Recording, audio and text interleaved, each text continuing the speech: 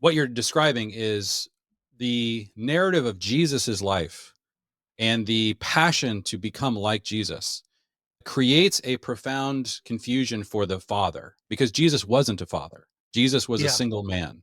And so how do we handle this? And I do think Paul perfectly deals with this in 1 Corinthians 7. So, one of the framings that for me it was really helpful is Carl Jung, who's probably, he's a psychologist or whatever, but he was probably the greatest understanding of how archetypes impact human psychology.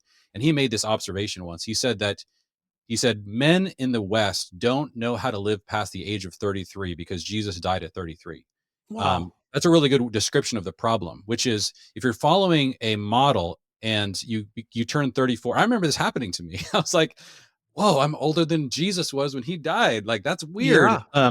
And because we need these models, and Jesus is a perfect model, and we absolutely should be patterning our life after him. But in what way does a father do that? That's different than a single missionary. And Paul, this is the question that he was asked by the Corinthian church, and he answers that, and he answers at the very beginning of 1 Corinthians 7. He says, "Look, guys, you have to understand, people have different gifts, and so people have these different narratives they're living out, and everyone needs to be very careful to live out the calling, the kind of the calling that they receive from the Lord." And then he goes on to describe the single missionary calling, the importance of it, the beauty of it. You can live this undivided life, and he promoted it. The reason why he promoted it was because the Abrahamic narrative was incredibly loud in the first century. Everyone was following it. Everybody was obsessed with it. Nobody wanted to be single. All throughout the Old Testament, people, if you were single or childless, it was considered like a disgrace almost. It was Right. it was too extreme, but that was the way that people thought. And then all of a sudden, Jesus presents a narrative where he lives this single missionary life, and it opens the door for this being a potential calling. And I think it's amazing if you have that calling. If you have a lifelong calling to be single, great. Like give your life fully to the gospel, do exactly what Paul describes in 1 Corinthians 7. But if you're married, you need to follow Abraham and you need to follow Jesus with respect to your character, but you can't live on the side of the road when you're a father.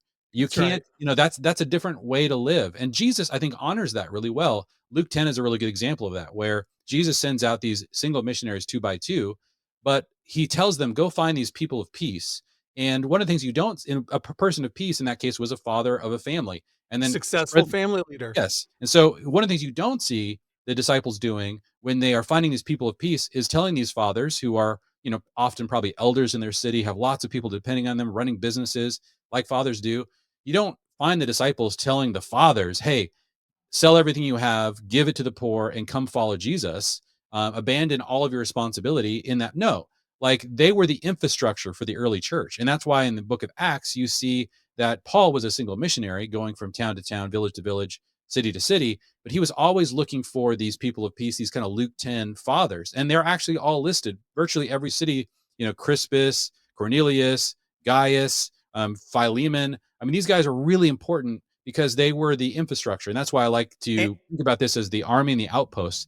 A father's job is to craft an outpost, right? A place from which the yes. gospel can penetrate a culture, afford operating outposts of the kingdom of God. That's different than a single missionary who can go from outpost to outpost. We've confused both of these. And so now you have single missionaries wishing they were living as if they were fathers, and fathers wishing or living as if they're single Yeah. missionaries. And then you have this ultimate problem within the Christian church, which is that within the Protestant movement, we don't really know what to do with single people, and then we tell fathers who are in ministry to become the models of fathers in the church, but to live a single missionary modeling of that. And so it Yes. compounds the problem. instead of Yes. instead of us following elders who are oftentimes, people who own businesses, who are successful financially, who are grandfathers of large multi-generational families.